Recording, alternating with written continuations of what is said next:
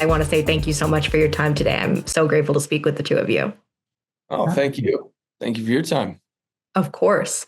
And Drew, I'd love to start with you. With Apollo experiencing memory loss, what was it like for you as an actor to kind of plan and think about those moments of him remembering throughout, since you already knew the full story and outcome ahead of time?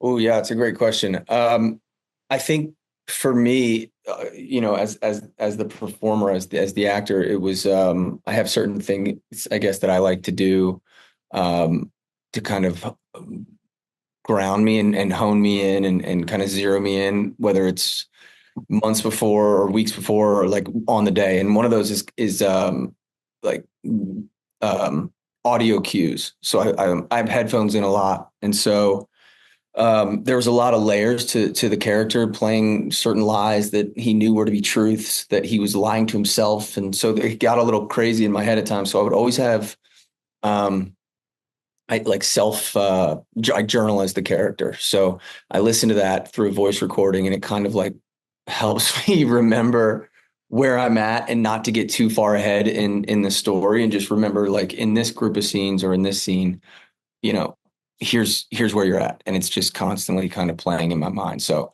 little things like that kind of helped kind Your of headphones steer too? me on track. What happened? That's what was on your headphone? Yeah. You thought I was just jamming. I I wasn't. thought you were just listening to Bob Marley or something. I don't You're know. like, you're like, how do you stay in when there's so much going? I use the old school, like wired headphones too. Oh, So do you really? I'm always losing them. They're always getting tangled. Yeah, yeah, yeah, right there. They're somewhere. They're always just kind of I like caught prefer in those too. wardrobe. Yeah. I like the sound better. I don't know why. Yeah, I like those. I like having the cord rather than just having them in, and I feel like they're always gonna fall out. I know that's silly, but No, I agree. They're way less convenient. I'm not gonna lie, but yeah. So that for me was kind of something that kind of kept me on track and grounded throughout the story because there was a lot going on inside my head. So and Andrew, I know the film was kind of mostly shot in order, so I wanted to ask how beneficial was that for you as an actor, especially when playing a character like this? Oh, thank God, who decided to do that because usually, I think in all the years I've never shot chronologically before, Oh, ever. really? Yeah, but I mean, this was, one set, so why not? It was really helpful.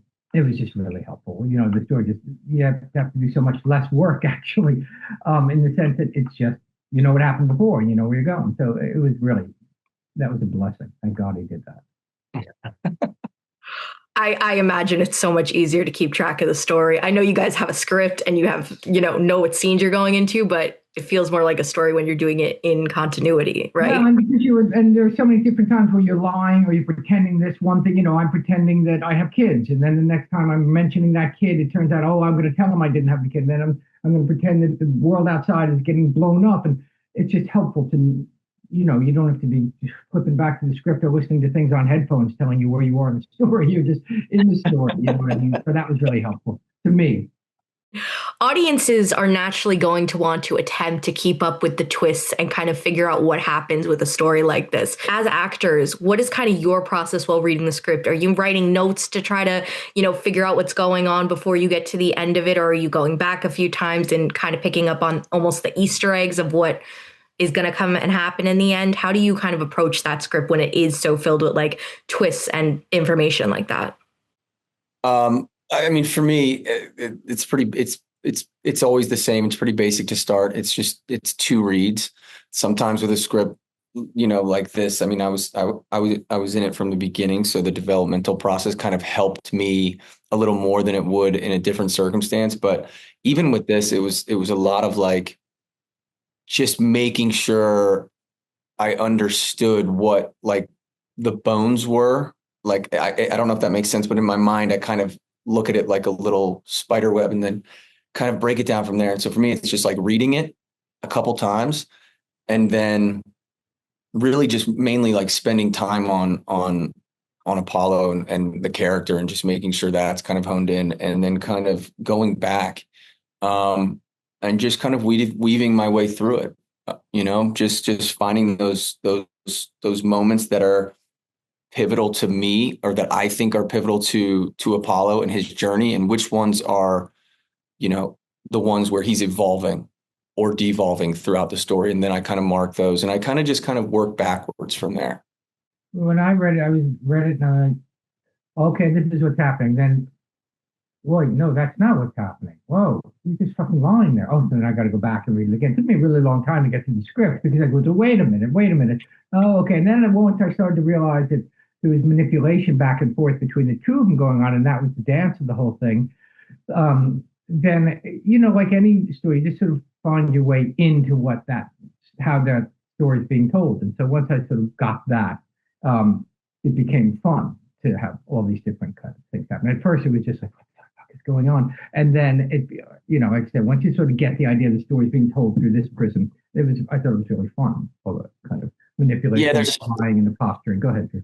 No, I was just going to say that I don't mean to cut you off. There's something fun about, we talked about this a little earlier, but there's something fun as an actor when you're watching someone, obviously like Andrew's with his talent and everything. It's fun to know there's layers going on and know you have your layers, behind the eyes, but watching somebody kind of work through theirs in different moments throughout the story it is actually a lot of fun playing like a lie within a lie. So, there's I've never gotten to act with one other character for so much in a movie, as silly as that sounds. You know what I mean? We just like, and so I'm glad I could be your first, Andrew. Yeah, no, it's awesome though, but it was really fun to watch. What you were just saying, it's just fun.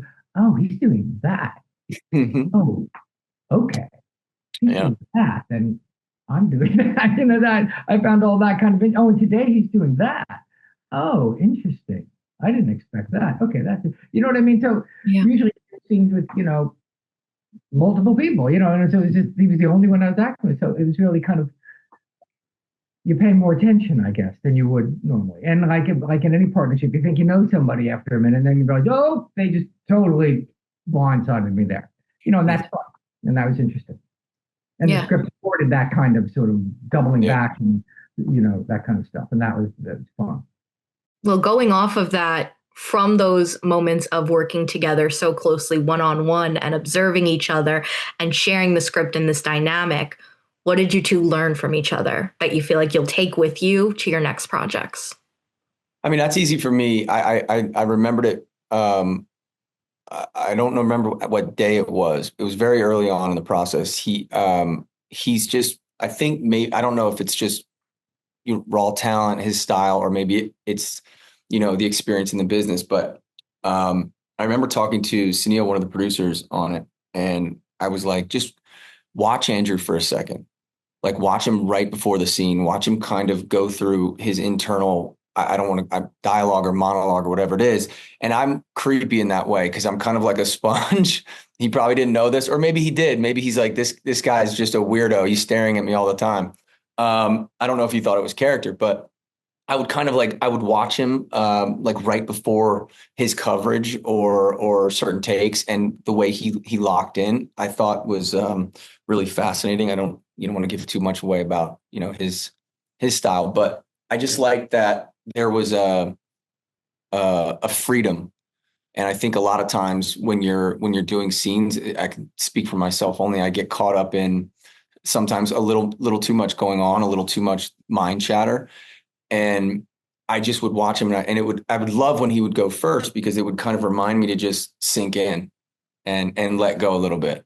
So I just remembered that I had told a couple of other friends of mine about the way he did that. And I thought it was so effortless and just kind of cool how he processed it all, especially because it was so much dialogue. And like he said, we're in this, it's just with me, it's in the same room. There's a lot that can kind of steer you wrong. So that would be it for me. Yeah. And most of that time I was just sitting there going, what's that first line? That's probably what it was too. What was the first line? What do I say? That's why you were always asking me what your line was, because I was just staring at you like this. Taking mental notes. I actually say I quite admired and was refreshed by Drew's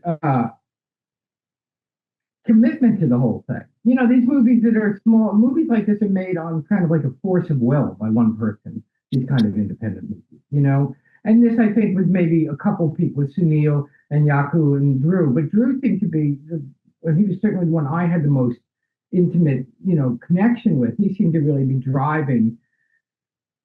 And all the work, so much of that work had been finished by the time I showed up, clearly. But you could see the history of Drew's commitment to the project, which, I always admire in these kind of movies, because it just takes it's generally one person pushing a rock up a hill. And I say it was the three of them, I think, Sunil and Drew, and then bringing Yaku along to come along. And then I just got there, was close to the top of the hill and went, okay, keep pushing, guys, you're doing great.